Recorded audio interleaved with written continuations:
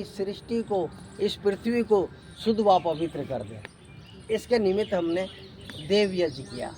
ये कर्तव्य है, इसीलिए ये सभी गृहस्थियों का धर्म है। धर्म की बात को भली भांति समझ जाना। धर्म अर्थात जो धारण करने योग्य है। जैसे हम हमारे कर्तव्य करने योग्य हैं, वैसे ही ये भी एक कर्तव्य है, धर्म है। आप बहुत आजकल सुनते हैं एक बात, धर्म परिवर्तन। ये बहुत बात सुनाई दे रही है जी। तो धर्म तो एक ही है, परिवर्तन किस बात का हो गया? मत, संप्रदाय, मजहब, ये परिवर्तन किए जा सकते हैं। धर्म कभी परिवर्तन नहीं होता। धर्म परिवर्तन कर ही नहीं सकता व्यक्ति। धर्म तो शुद्ध है अपने आप में, कर्तव्य है अपने आप में।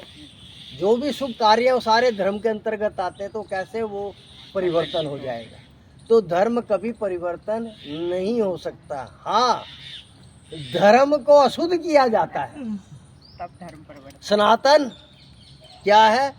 सनातन संस्कृति ये सबके कल्याण के मार्ग पे चलने वाला पथ है, इसीलिए धर्म कहलाता है। परोपकार का मार्ग है, इसीलिए धर्म कहलाता है। और आप देखें, सारे विदेशी मत मजहब आते हैं इधर और परिवर्तन करते हैं किसका? धर्म को अधर्म की तरफ ले जाते हैं, अपने मत मजहब की तरफ ले जाने का प्रयास करते हैं, जो कि उनका मत मजहब अधर्म से भरा पड़ा है। यहाँ धर्म तो बोल रहा सर्वे भवन्तु सुखीना। क्या कहता है? सर्वे भवन्तु सुखीना सर्वे सन्तु निरामया। सभी का कल्याण हो, सारे सुखी हो। तो ये क्या है? ये धर्म है या अधर्म है? ये धर्म है।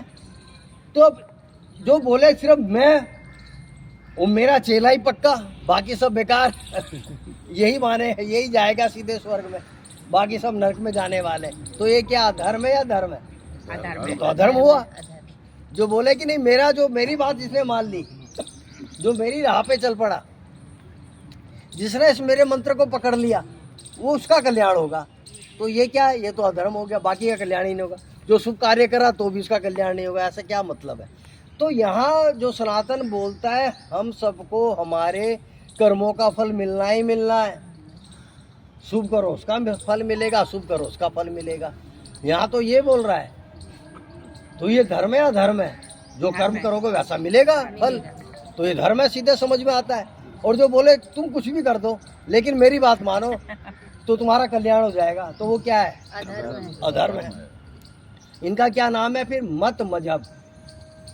शुद्धता में ही अशुद्धता डाली जाती है। शुद्ध दूध होता है तो उसमें ही पानी मिलाया जाता है। कोई पानी में दूध मिलाता है? मिलाता है कोई? शुद्ध में ही तो अशुद्ध मिलाया जाता है। तो शुद्ध क्या है? सनातन है। सनातनी सब क्या है? शुद्ध है। सनातन क्या है? धर्म है। सनातन क्या है? बिल्कुल शुद्ध है। तो शुद्ध में सबके सब अपनी अशुद्धता मिलाना चाहते हैं और अपने अशुद्ध को भी वो शुद्ध करना प्रयत्न कर रहे हैं कि उसको शुद्ध बता दिया जाए, शुद्ध उसको बना दिया जाए, लेकिन शुद्ध नहीं होता। आप बताइए, पानी वाला दूध आप लेंगे? आपको पता चलेगा कि इस पानी में तो दूध मिला हुआ है 50%, तो आप लेंगे? कभी नहीं लेंगे। और जब 90% ही पानी मिला हुआ है तो फिर आप तो देखते ही बोल देंगे तो हम नहीं लेते। तो यही सब मत मजहब और विदेशी मत मजहब यही है। ये अशुद्धता से भरे हुए हैं और सनातन जो धर्म से भरा हुआ शुद्ध दूध है, उसके अंदर अपना पानी मिला के उसको भी चलाना चाहते हैं, उसको भी दौड़ाना चाहते हैं, लेकिन ये हो नहीं सकता। इसलिए आप अपने सनातन में तटस्थ रहना, अपने सनातन को पकड़े रहना, अपनी सनातन संस्कृति से भटकना मत, अंधकार, अंधविश्वास, पाखंड से दूर रहना और आप सत्य मार्ग पर चलना।